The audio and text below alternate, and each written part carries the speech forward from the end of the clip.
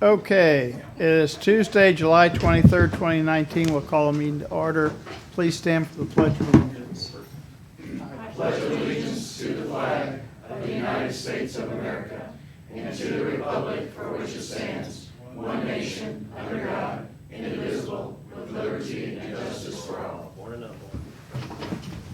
Okay, minutes and reports received and filed.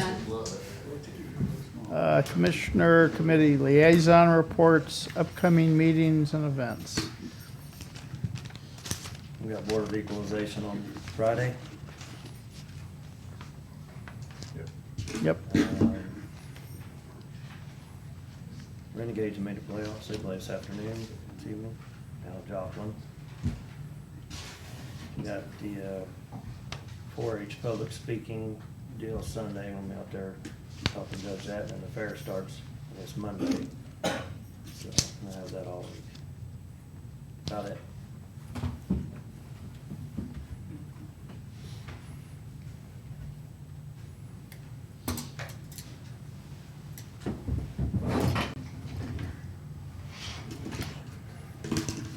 I'm going to a solid waste grant workshop this afternoon. July TAC meeting, Wednesday at 2, Ashland.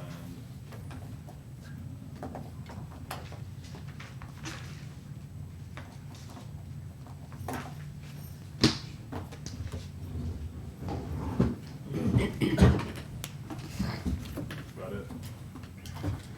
Okay. Tomorrow morning, I've got a CAP Region meeting at 7. Chairman Mark Ellinger of our bicentennial committee has a meeting at 4. Greg Rollins is bringing refreshments, I got down. Got it. Yeah. And then Friday, BOE, we'll carry over the refreshments. Yeah, and that's all I've got. Appointments by commission. Reappointment of Michelle Gerstner to Cole County Planning Commission. I think we contacted her and she would like to serve another term. Yep. You got a appointment or?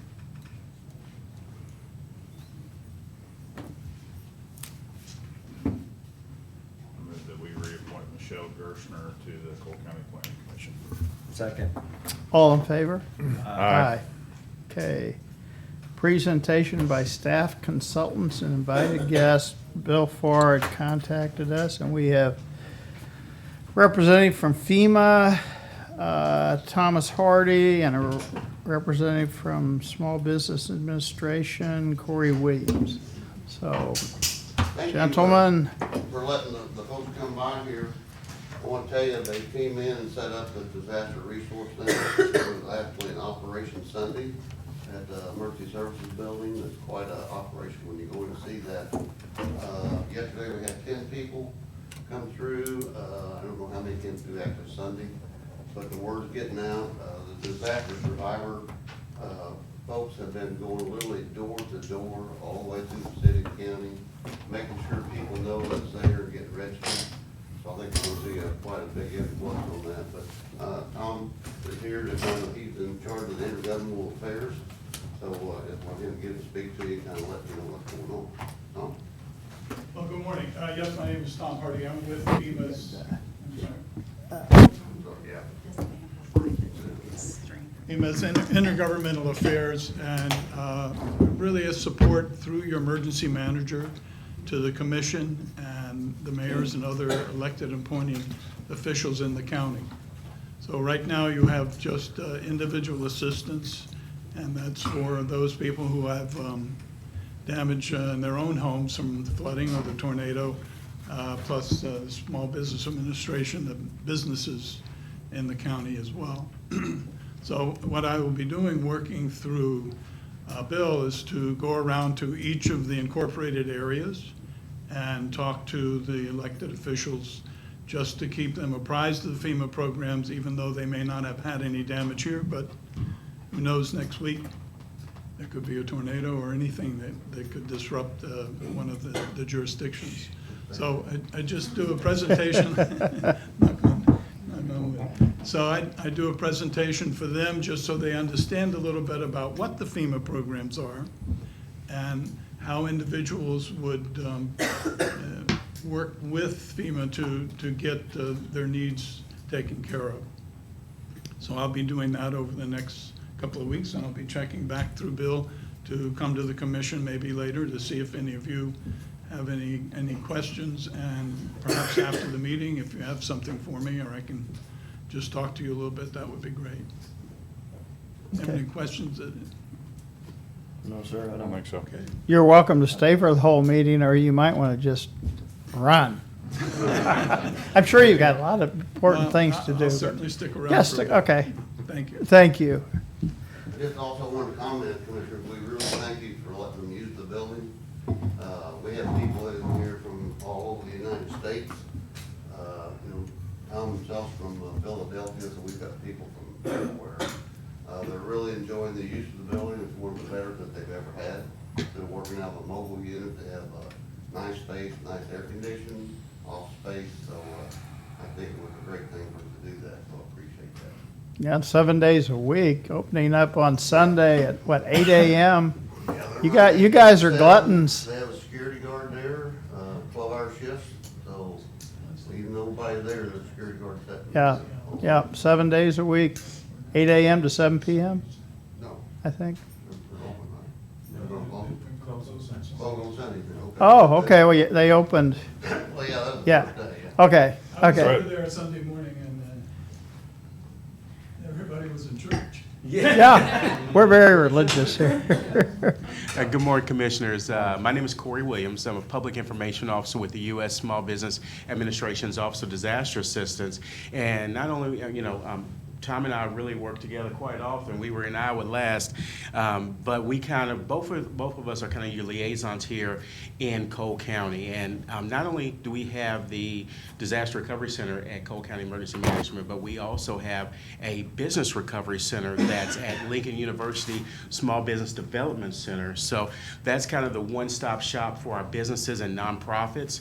And although with Office of Disaster Assistance, we do emphasize making sure that we get our businesses on our feet. That's why we open up that Business Recovery Center within, try to do it within about a week of President Trump declaring Missouri. And that center is actually open Monday through Friday from 9 a.m. to 6 p.m. Again, it's at 917 Leslie Boulevard. And if somebody's closer in that area and they've already registered, a homeowner's registered with FEMA, they can also complete their home or their home loan application there as well. So it kind of has two centers to service them in their needs. So the one thing we want to make sure just to kind of give you just a brief overview of the program, for SBA Office of Disaster Assistance, we actually not only offer low-interest disaster assistance loans to businesses of all sizes, but homeowners, renters, and nonprofits. So businesses can borrow up to $2 million to repair, replace disaster damaged real estate, machinery, inventory, and equipment. But the most important aspect that I really emphasize for the business owners is to be able to have working capital during this recovery period. And that's kind of the purpose of the Economic Injury Disaster Loan Program, which provides that working capital for business owners to sustain themselves. And that's similar to the nonprofits as well. They are eligible for the economic injury because you think about different events, let's say that may have been canceled, fairs or different events, that creates an economic injury to those businesses and those nonprofits. And that's why it's important to look at canceled contracts, drops in sales, those canceled events, those are things that are signs of economic injury. And then for the business loans, the interest rates are as low as 4%, fixed throughout, up to 30 years repayment. It's no closing costs, no cost to apply, no prepayment penalties, and again, loan terms up to 30 years, and it's a 5-month deferment. And For nonprofits, fixed at 2.75%.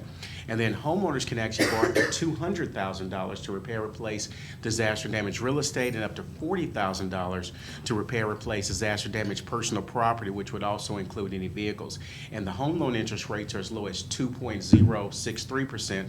Again, same 5-month deferment, no closing costs, no cost to apply. So it's just important to make sure that everybody registered with FEMA by going to the disasterassistance.gov or the 800 number. But then if they are referred to SBA, it's important for them to complete that SBA loan application just to continue their disaster recovery process.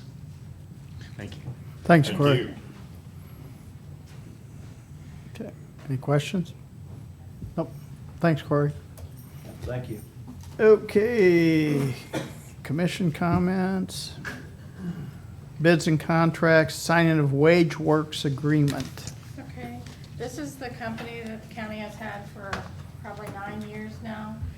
They do our cafeteria plan with our medical reimbursement and child care.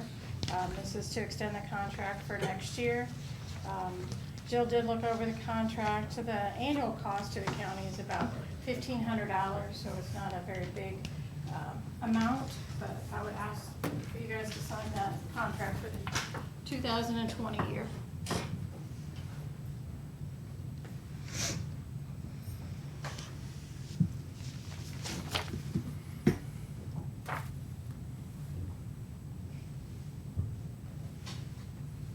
Is that 1,500 per month, or is it 1,500 per year?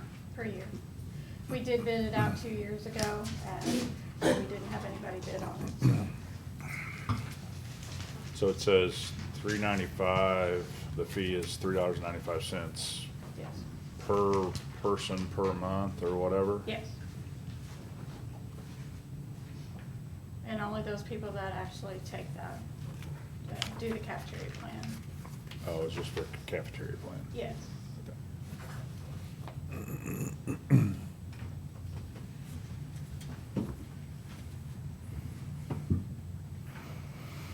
You guys good? I'm good. I'll move that we sign the contract with WageWorks. Second. All in favor? Aye. Signing of surplus titles. I have 4 titles here. That's been requested from the sheriff's department, and they are going to, actually, yes, 4 titles, sell these vehicles at auction.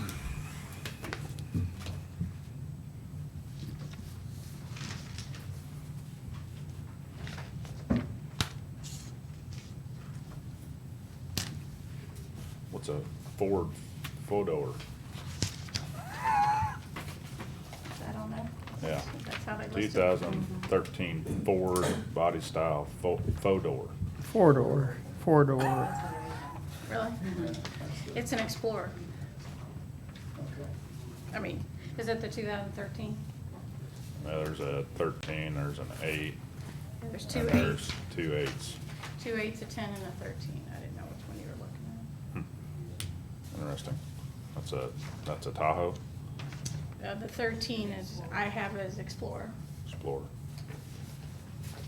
Interesting description for a body style. Whatever they got room for.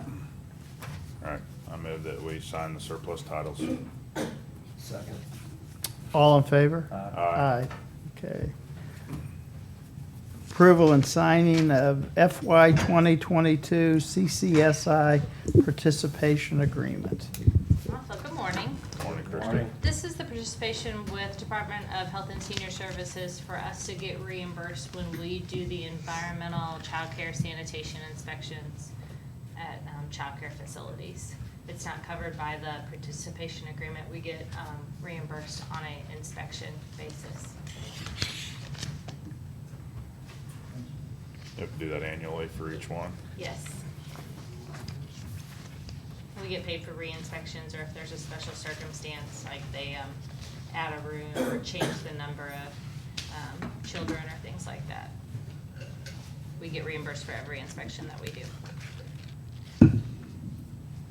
We review the contract. Jill has reviewed it, yes.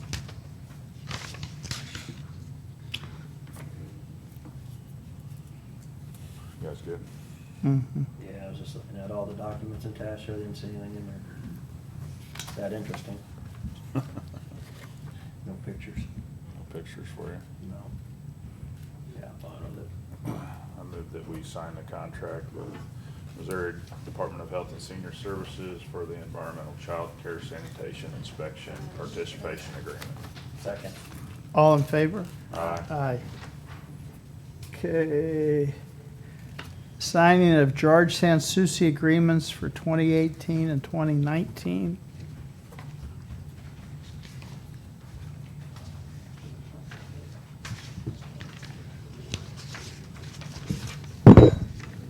Are you guys up to speed on this? This is, my understanding it is for billing for services that were provided in 2018. And he had gone over the original amount on the contract, and then one of the bills wasn't received until 2019. Is that right, Debbie? Pretty much, yeah. Yeah.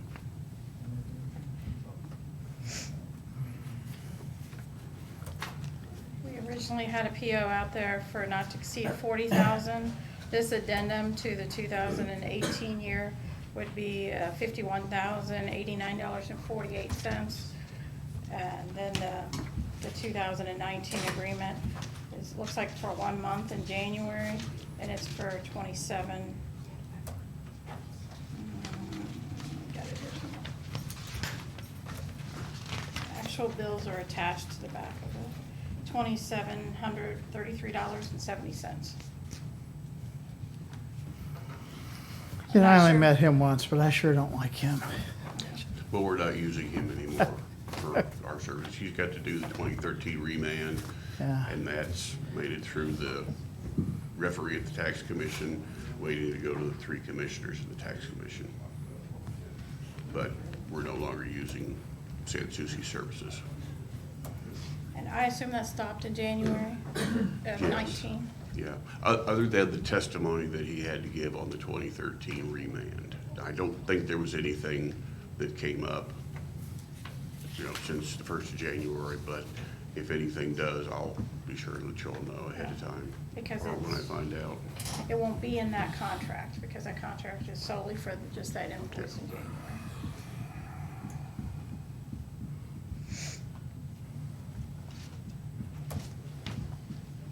Those contracts would be So even though we had the not to exceed, he went over that.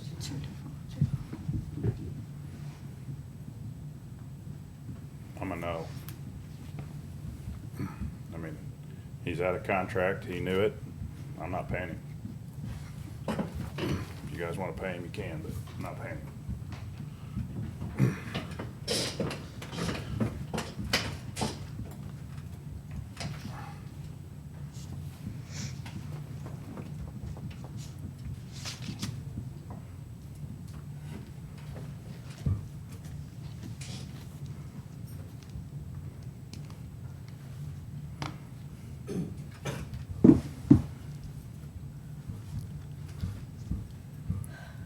Shouldn't do work for people if you don't have a contract.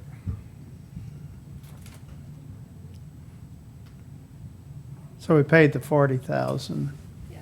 But we There's did- one we- bill in the run for this time, that's about 3,000, and that closes out the 40. It really Okay. wasn't enough to pay a full invoice, but I told them we were paying up to the 40, and that's all I could pay until we had it. So Okay. there's one invoice. But we had not signed this contract. The contract had come up several times before, but wording needed to be changed, 2, 3 times maybe. No, I don't think, you mean the 2018 contract? The one to cover the 2018 overage. There never was another contract to cover that overage. This is an amendment to that contract. There was a contract that was floating around in November of last year that was combining all of that together, which didn't work because it was not dated right. It was like 58,000 or something, so. Well, I think I nothing was ever attached it. signed. No, it was never signed.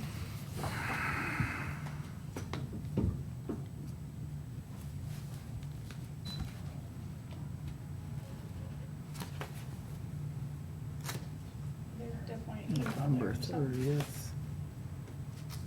you're saying in November, he did come to us and say he was gonna go over for 18? He was already over by then.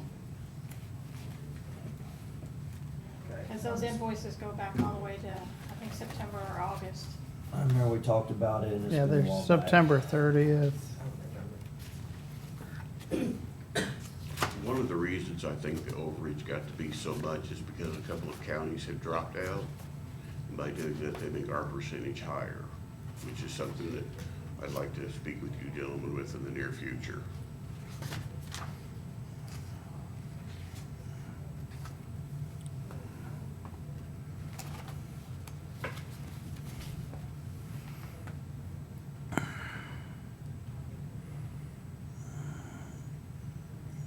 Yeah, I think I tend to be a no too. It just, you know, you set an amount and,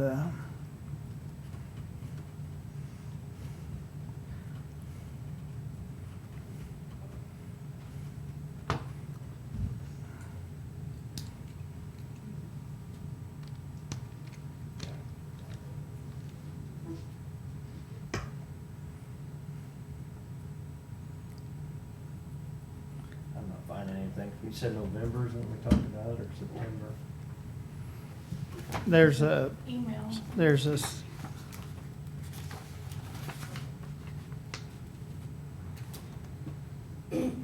one's Jan, from September.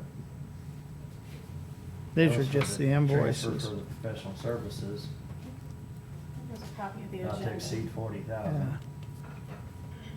Right. Okay, so we talked about it way back then. I thought we said at that time that we're only going with the contracted amount. And that one was substantially over.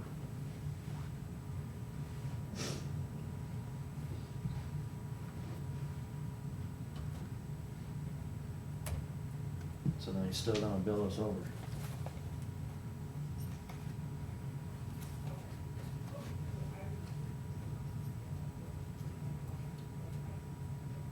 Cause we had another invoice that was over as well. Jeff, that was one of the reasons that we're no longer doing services with them. Okay. And I'm not inclined to pay it either. I'm trying to follow our trail here and Yeah, figure out. I'd find it hard that he can do a contract with each individual county when you don't know what your share is gonna be of it, and then that constantly changes too. So, yeah, in November, discussion was held regarding signing an agreement with George Sansucci in the amount of $58,000 for the 2013 Ameren appeal. The prior agreement with Sansucci was not to exceed $40,000, and this amount has been paid to him from the county. The assessor's office has invoices in the amount of $55,000 needing to be paid to Sansucci for his services. Alvin Shepperly, assessor's office, will forward a copy of these invoices to Cole County Counselor Jill LaHue and the commission to review. LaHue will also contact John Ruth with Newman, Comley, and Ruth regarding the status of the 2013 Ameren tax appeal before any further invoices are paid by the county. sounds like we got 3 no's. So, no action taken, right? Right. Yeah. All right. Anything else? Okay. All in favor? Or, I don't need, we got 3 no's. Okay. Well, there's no vote. There's no Yeah, motion. no okay. vote. Yeah, we're just Motion, not, no vote. yeah, No action taken. yeah. Okay. Approval and signing of 2017-32 renewal of Sheriff's Department Fleet Maintenance Contract. I have a contract renewal, 2017-32 with Bigelow Tires for the Sheriff Department Fleet Vehicle Maintenance. They've agreed to maintain their current pricing from the previous years.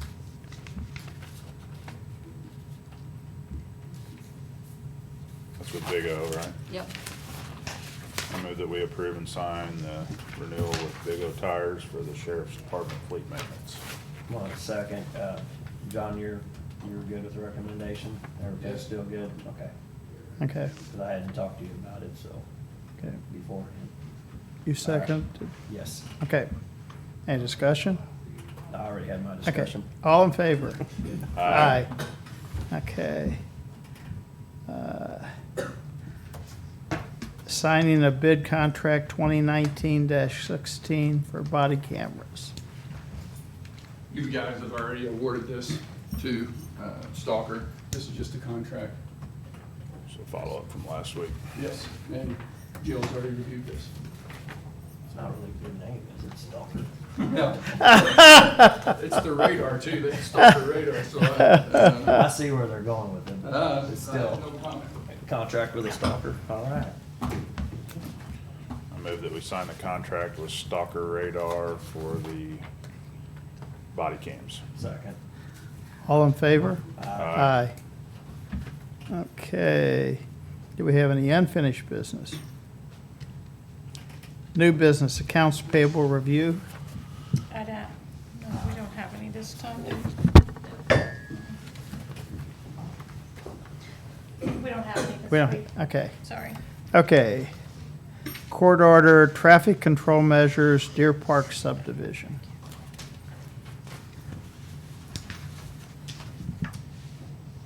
If you want, you can go ahead. We're having a little bit of technical difficulty here. Did The y'all next email item. that to us, Larry? Huh? Did y'all email that to us? No, I didn't. Okay. I didn't know if we could pull it. It's a up on our list. PowerPoint presentation, so. Okay. We can try that. It just keeps saying. Maybe you could just mine them. Do what? Nothing, you're too close to me to say that.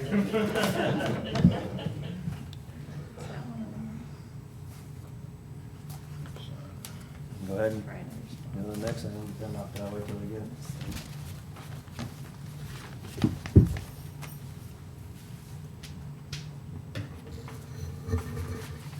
Whole pile.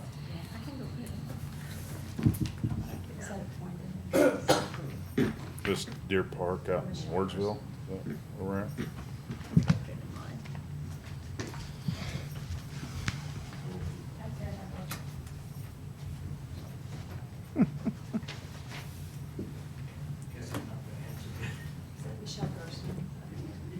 Yeah.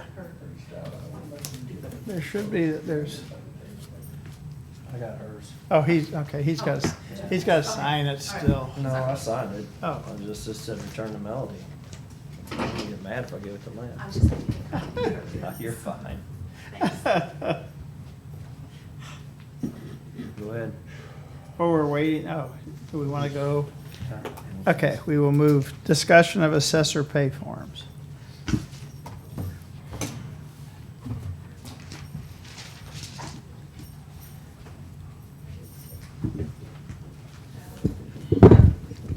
Since last we talked, since nothing was done on the appraiser supervisor position, we sent up a pay sheet for the appraiser 3 position. So this person who's supervising 4 people would at least get some kind of increase for that. And I was told by the auditor that that position hadn't been funded this year. So I don't know what positions are funded and what positions aren't funded. I think you have an assessor 3 left. Well, that's what I thought, but they told me I had an appraiser 3, but that hadn't been funded for this year. Assessment clerk. Oh, okay. Yeah, you have one position One position left open. Yeah, the one that we're talking about would just be a promotion. The person was originally hired at residential appraiser 2, and they're now taking on the supervisory responsibilities of the residential department. So they've got 4 people to supervise now.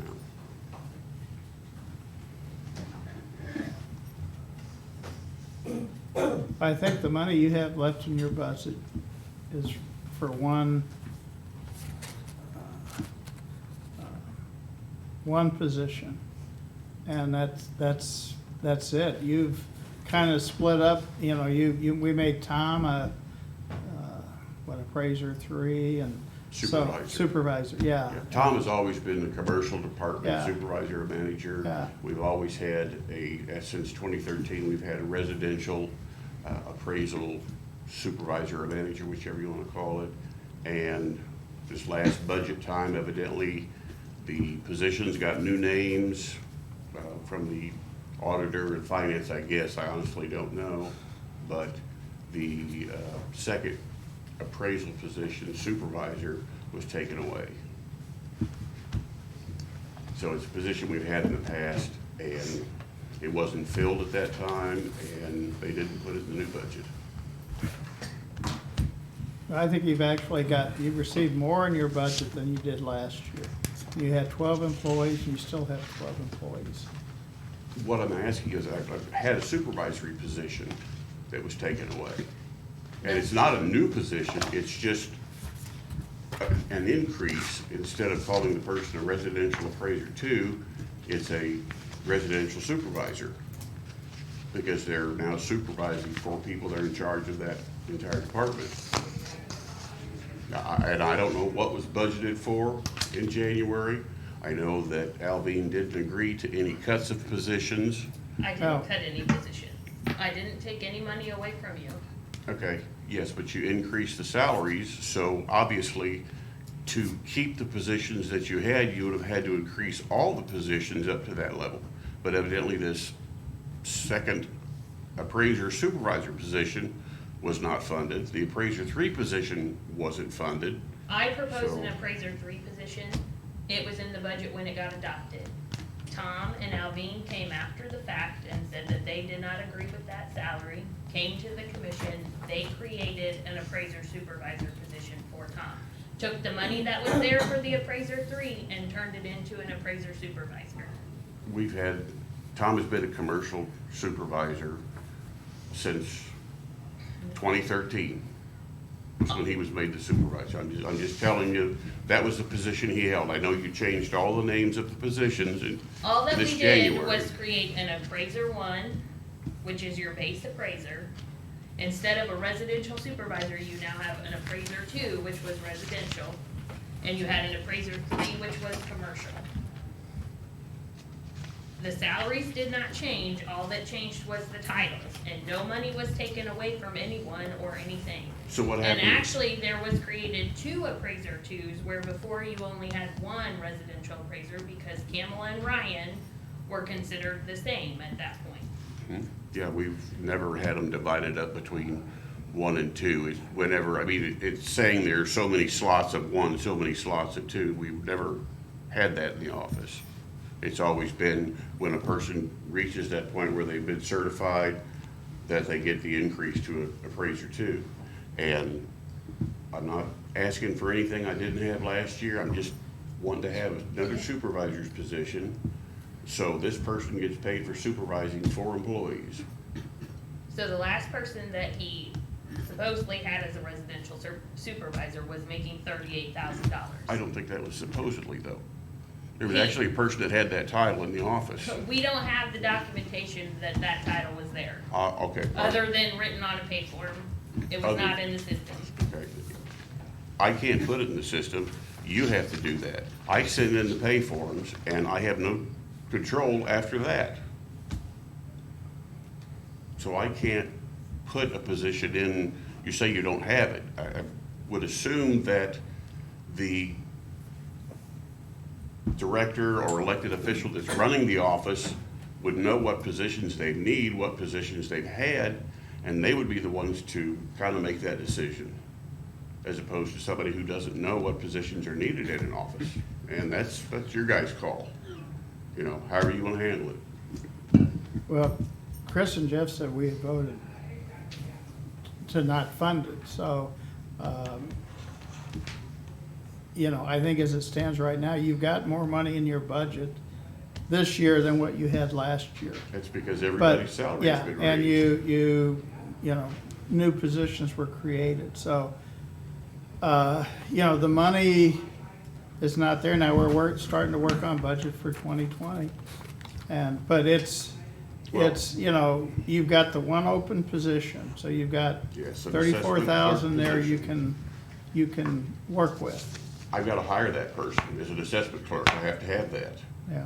I can't do without it. So, and the $1.3 billion that's in the bank that's available for the assessment fund, that just not available. Is that correct? For salaries, no. Okay. What do we use that for in case of? And I'm not asking for anything I didn't have before. I'm just asking that somebody who's supervising people gets paid the supervisor's wage. I could bring the sheets up where I've turned in supervisor position, and nobody's ever corrected me and said, well, no, that's not right, you can't do that. So this is all new to me, it came about in January, I guess. And evidently Alvine sat in on that, and I spoke to her, and she did not agree to give up any positions in the office. There were just some name changes. Correct. Yeah, There we were didn't no give up, we didn't positions give up taken any away. positions. I didn't say the position was taken away. The pay, No, it was not. The last person that was your residential supervisor, according to your pay form, was $38,000. The starting salary for an appraiser 2 residential is $38,000. okay, but now you've raised the appraisal supervisor position to $47,000. So that's why it went up. I didn't No, make it, that's not why? You didn't change it to $47,000 for a starting supervisor? Because that's the information you gave to me. I did not create the appraiser supervisor position. It was created after the fact. The appraiser 3 position commercial was your commercial supervisor. The appraiser 2 residential was your residential supervisor. Well, that's never been the case in my office, but, you know, if that's what you want to call it, then They were I guess never that's making it. the same thing. What do you mean, the commercial Right. supervisor and the Correct. residential supervisor? Correct, and Well, you're, they shouldn't. The commercial's much more difficult, and the individual's got more time. I'm not asking that you make this person above what the guy's making for doing commercial, or even necessarily all the way up to that.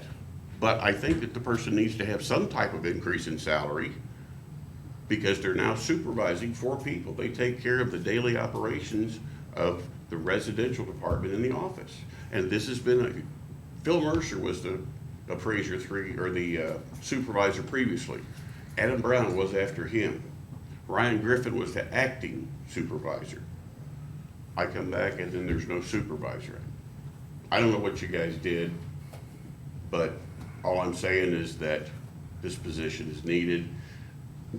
To give her what would take to get to the appraiser supervisor would be $9,000. It would be an increase of $9,000 a year over what she was hired at. Now, if you want to call it an appraiser 3, that's okay, I guess. That's, I think, $3,000 less. I'm just trying to run my office the most efficient I can. And if I got somebody else telling me the positions I can have and not have, then that puts me in a bind, because I've got duties that are not being taken care of or not being compensated for. Well, Chris, we gave you more money than what you had last year. I know you did. And so it's for you to distribute it as it needs to be distributed. You wait, you know, halfway through the year, you come in after somebody's been with us for a month, you want to give her a $9,000 raise. I have a little issue with that, but the money's not there. The person was promoted. They received a promotion because this needed to be filled and this person fit the bill. You keep saying that you raised the salary line. Yes, you did, but didn't you raise the salary line for everybody in the county because positions were increased, the starting salaries of a whole bunch of positions were increased? Is that true? Somebody? Not everybody got a raise.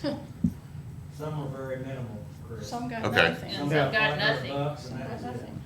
Okay. But the appraisal supervisor position, you put at 47,000. I didn't make that decision. Somebody else did. The current appraiser supervisor, who do? Starting at 47,000, and Tom makes a little bit more than that because he's been with the county for over 20 years. Who does he supervise?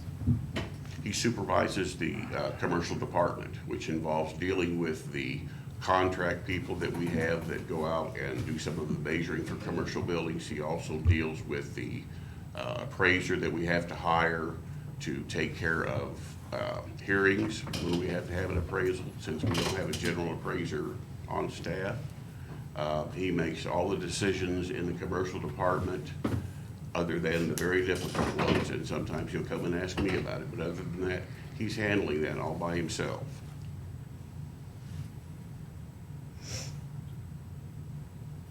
So, no?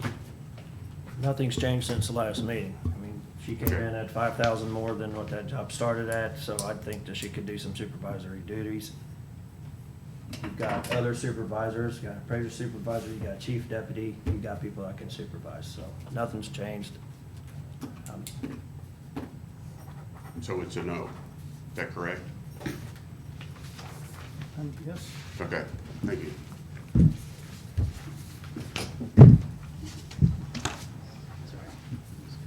Okay, Larry, you up and running? Yep, up and running. Sorry about the technical part. I'm gonna give you a short version of this. If you wanna see pictures of the intersections, we can, I've got them attached here where we can go through it. We received a request from a landowner out in the subdivision. It was mainly just for one intersection. It was at Deer Ridge and Buckskin. Once we looked at this subdivision, as you can see, it's a self-contained subdivision. It's Deer Park. The intersection that citizen asked for is right here. In reviewing this and to be consistent through the subdivision, we recommended to the Traffic and Safety Committee that stop signs be placed at these locations, north and southbound traffic at Doe Run, north and southbound traffic at, with Deer Ridge. And those stop signs are shown here. Where we'll be doing is making this the main drive coming in with a stop down here, and then again making this a main drive with stops here and here. I can, like I said, I can go through each one of the photos and show you each intersection, but just instead of doing just the one intersection, we want to be consistent in the subdivision. Normally, we don't put up stop signs until they're requested or it's, you know, obvious. You know, if it's hitting something like Ken McLean, which is a main road, we'll put them in. This has pretty well gotten built out. There's a few lots available out there yet, but not very many. So most of those are multi-family dwellings, either duplexes or fourplexes. So there's a lot of traffic that's coming in and out of here, and that's a recommendation. The Safety and Traffic Advisory Board recommended that we install those stop signs as listed here. And I have court orders, if you so agree, to move forward with that. I'm probably good with the stop signs. What about no parking areas or something for That's something side distance or? That's something we're gonna have to look at in this subdivision, especially up here in the Doe Run. Let me just go down. As you can see, this is on Deer Valley, or Deer Ridge, you know, at Deer Ridge looking at Doe Run. As you can see, the streets, the main street coming in Deer Ridge is fairly wide.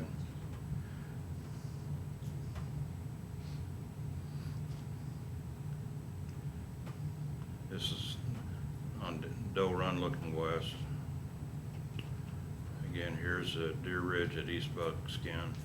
So it looks like there's a little knoll there, Yeah. right where those two streets Well, the connect. problem we have in the wintertime, and I don't, well, here's, if, right now, we're gonna have to look at this subdivision at some point, either making the no parking on one side of the street.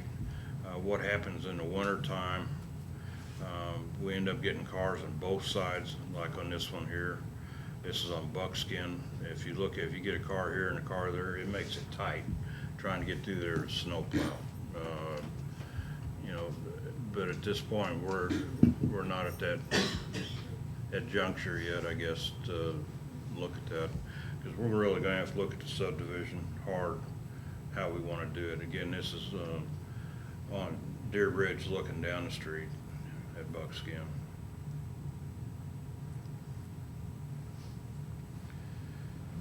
This is down at the bottom of the hill, looking back up towards Deer Valley where it has a hammerhead up there. This is looking the other direction. This is actually on Deer Valley, looking towards Deer Ridge. Again, you can see it, it doesn't look bad now. But if you get cars parked out here and for some reason, instead of parking in their driveways during the snowstorms, they like to park out on the street, which makes it real difficult. I don't know if they're trying to protect their driveways from getting plowed shut or what, but it makes it difficult at best for us to get through their snow plows. But that's something we probably need to look countywide. We've got several subdivisions like this. This subdivision, one thing that, let me get back to one of the overheads. As you can see, these we're just about not allowing anymore. Even though these are painted and no parking signs are put up there, they think that this is parking available for them.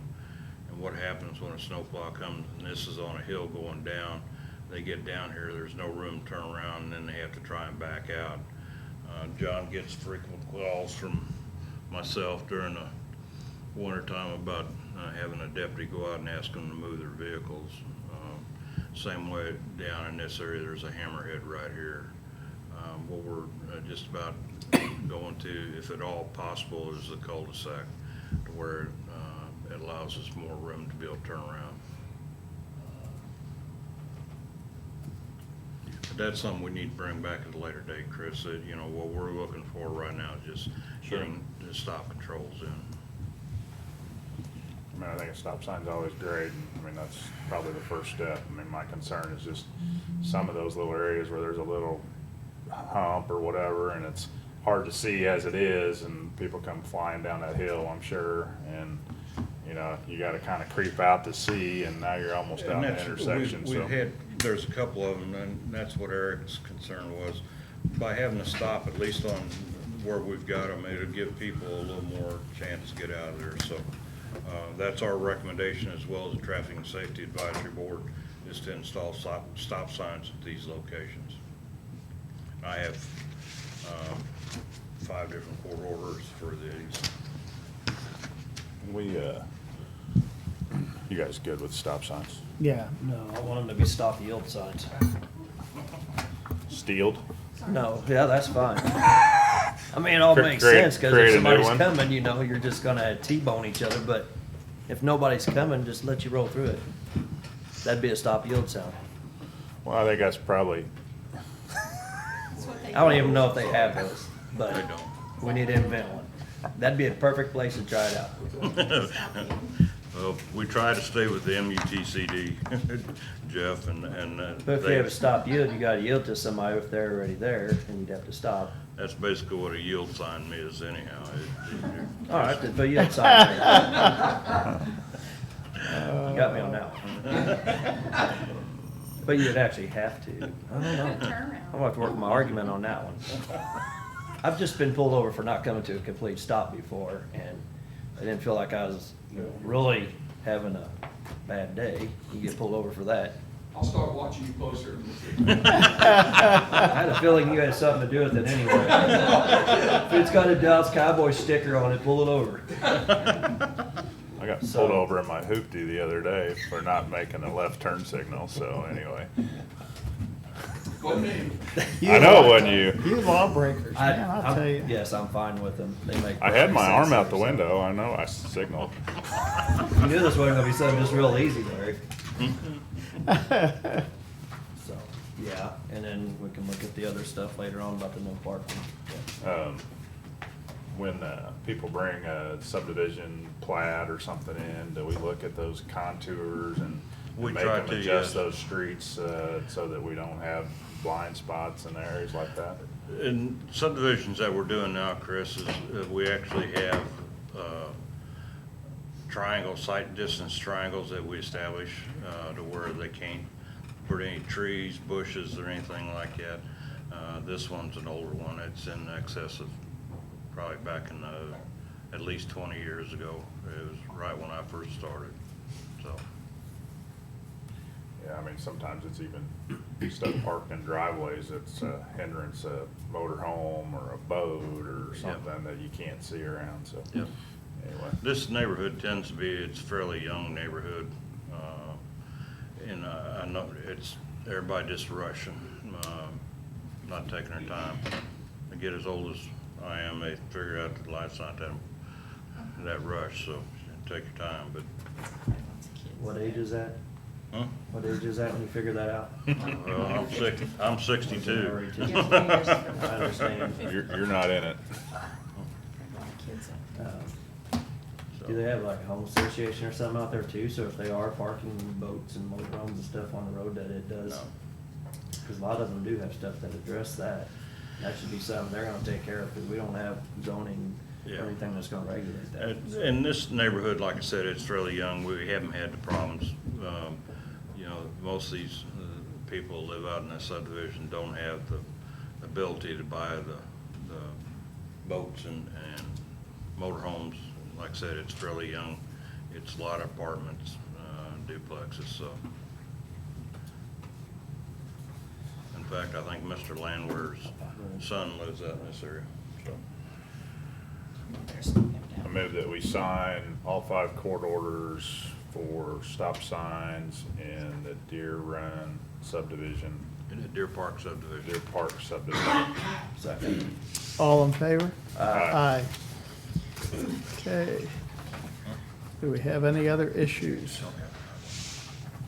Do what? Do we have any other issues to come before us? Or did I say all in favor? Yeah, we did. Yeah. We need to figure out what we're gonna do with the web design. I know that we have, that has come up, and Melissa has emailed a couple of times. I didn't really have any ideas, but we got an opportunity here if we want to do some kind of other, Speaking of the devil, hey. Sam just called you the devil. devil S. Well, if you wanna come in, Melissa, if anybody's got any ideas on any rebranding, or if you use the website or see it and there's some changes we need to make, now's the time to do it, because I think that's part of the contract. Yeah, the Is that they contract would- says that we have a redesign after 3 years. And I think there's definitely some room for some improvement, and plus just freshening it up, making it a little bit, more user-friendly. You know, things change over 3 years' time, and, you know, they have some sample web pages out there that we can go out and kind of get ideas from and come up with some of our own ideas. So, and also, like, I was kind of looking, our logo that's on there, I think is good, but, honestly, I think it could be simplified and, you know, a little bit more readable. So that's something that I was kind of wondering what people's thoughts were on possibly kind of freshening up the logo and making it a little bit more graphic, I guess, so. I think the only thing I thought of was pretty simple, was just the 200th anniversary, but as far as the graphic itself, I mean, if you've got some ideas, I think, I'm not real artsy fartsy, I have trouble drawing a stick person, so I'm gonna have to leave that to you or somebody else that's gonna. I would again like to express our appreciation to Melissa. This has really helped us where we can give people, they have an avenue to give us complaints or point things out to us. So it's really come in handy for our point, so. So you think that you could work with them and maybe get a couple, 3 samples or whatever of some different things? Yeah, definitely. And, you I know, was just just kind of gonna- throw it back at them and say, Yeah. hey, jazz it up a little bit. Yeah, and I was gonna reach out to the other people that edit all of the different offices and kind of see what their ideas are on things that maybe work and don't work as well. But, you know, one of the big things is, do we wanna do some rebranding? You know, do we wanna freshen up some of the colors on the website? Do we wanna, like I said, redo the logo? I don't know, you know, I can do some of that stuff, but, you know, we may wanna look into finding somebody that professionally creates logos, you know, that are a little bit it's a pretty complex logo, the one that we're using right now, the county outline with the seal. There's a lot of detail in it. And, you know, I'm thinking to simplify it might not necessarily be a bad thing for, you know, promotional things. I mean, I would think, you know, maybe you could hit some of the highlights of some of the, you know, high points of Cole County and Jefferson City and whatever, and what are some of our tourist attractions, and maybe some of the neater things like our fall color and, you know, fishing, you know, Yeah, boating, and that's I mean, one of the different things, I was things, looking so. at the homepage. Our parks, Yep. And there's the a parks. lot of picture space without very much content, but I still think we need to have some more, we need to keep content fresh on the pictures from around the county, different events and things like that.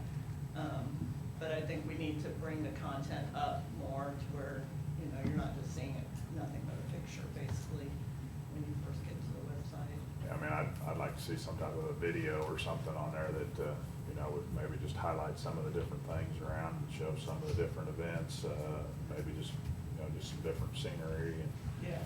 um, Yeah, that sounds like a good idea. I'd like to see us do more, you know, community type, like the videos and things like that. And I don't know, I think we need more of a social media presence, than we even have now. But it's a work in progress and, you know, we just need more people to help with that. Sure. CVB's working on a bicentennial seal for us, I think. And they're working with the state too for theirs in 2021.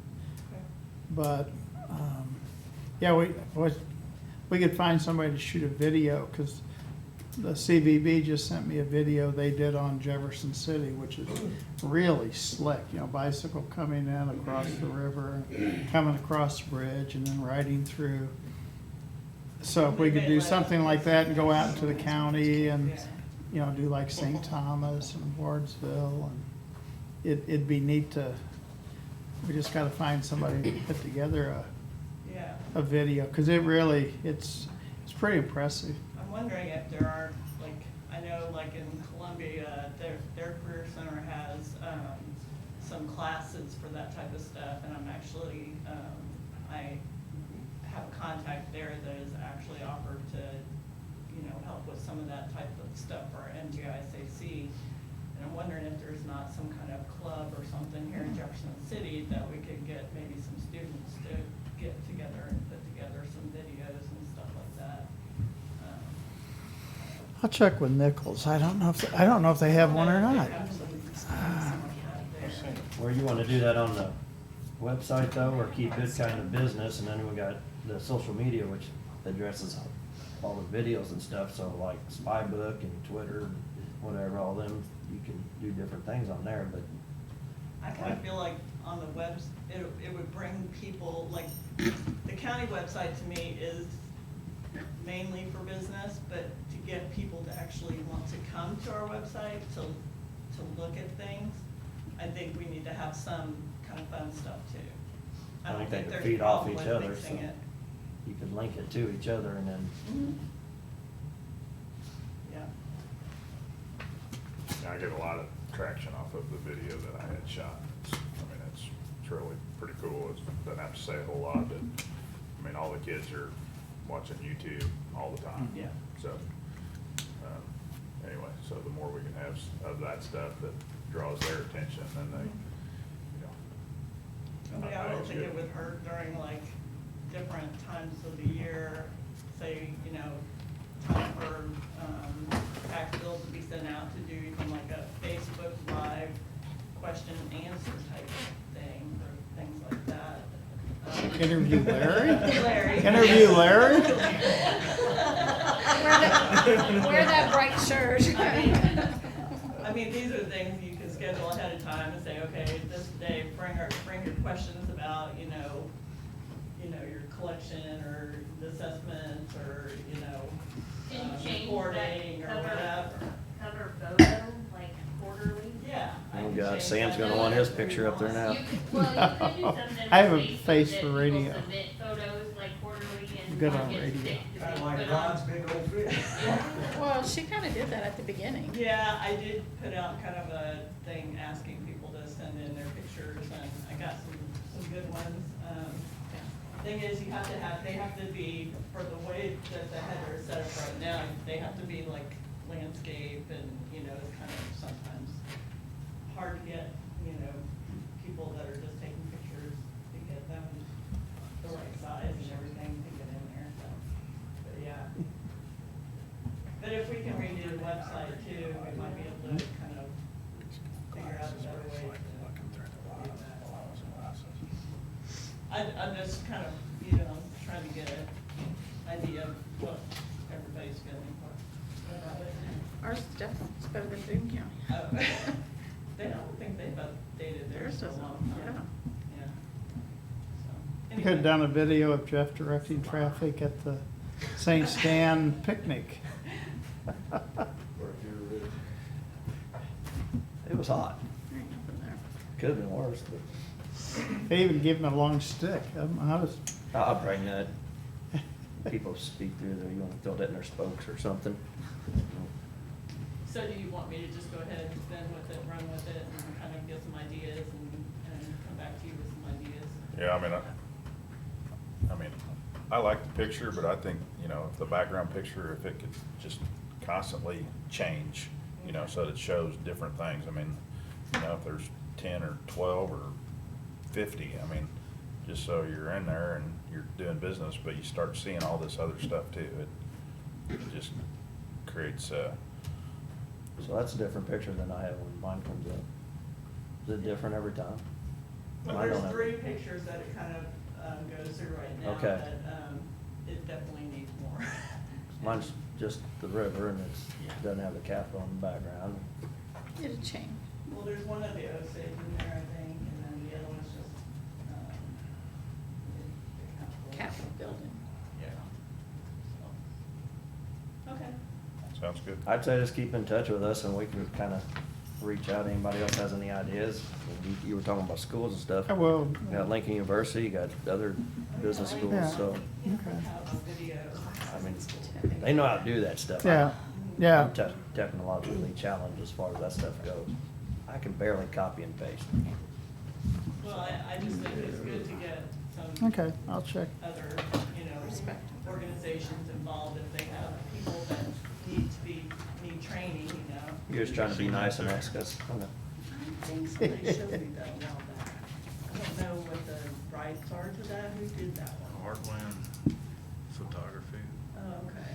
Yeah, that's the other thing, is you have to make sure you're getting the Right. rights to it, and some But people charge. I just for seen the that the other pictures. night on Yeah. Facebook. It's a picture of the bridge with the, At night lights. Okay. Yeah. So send me your ideas and I'll try to put them Okay. Anything else?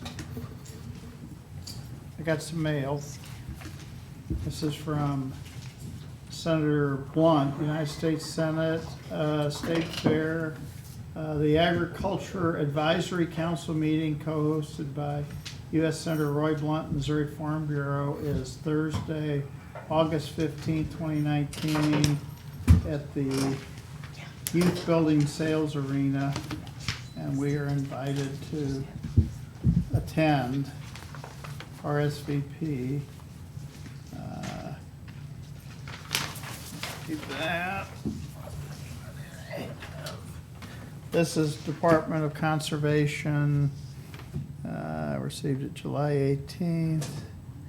Department of Conservation's MDC County Aid Road Trust Program is a cost-sharing opportunity CART, so your organization must request participation each year.